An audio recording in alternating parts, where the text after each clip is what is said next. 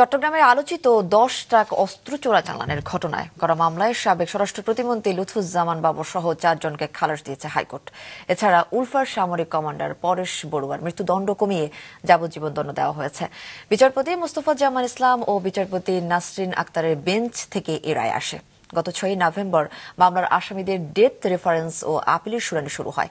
2004 সালের 1 এপ্রিল চট্টগ্রামের urea fertiliser লিমিটেডের ঘাট থেকে 10 ট্রাক ভর্তি অস্ত্রের চালান জব্দ করা হয়। ওই ঘটনায় কর্ণফুলী থানায় অস্ত্র আইন ও বিশেষ ক্ষমতা আইনে চোরাচালানের অভিযোগে 2টি মামলা হয়।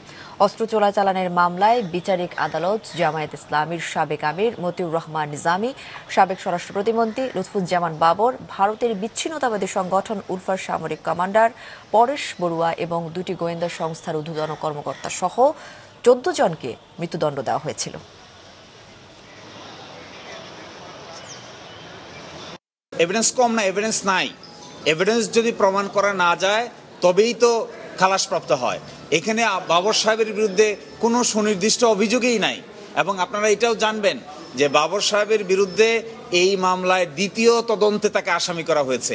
প্রথম তদন্তে তো তিনি আসামিই ছিলেন না। 28 জন সাক্ষী হয়ে যাওয়ার পরে নতুন করে অ্যাপ্লিকেশন দিয়ে তদন্ত করে ফার্দার ইনভেস্টিগেশনে বাবর সাহেবকে আসামি করা হয়েছিল। এটা কোর্ট বলেছে যে এই মামলার তদন্তে যথেষ্ট ত্রুটি বিচ্যুতি আছে।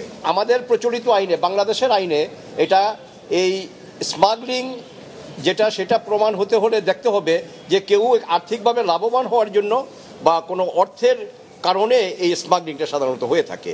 কিন্তু এখানে ওই ট্রায়াল জাজ সাহেব ওনার রায় উনি দেখছেন যে না, এটা এগুলো পার্শ্ববর্তী কোনো দেশে পাচার করার জন্য এগুলো আনা হয়েছিল।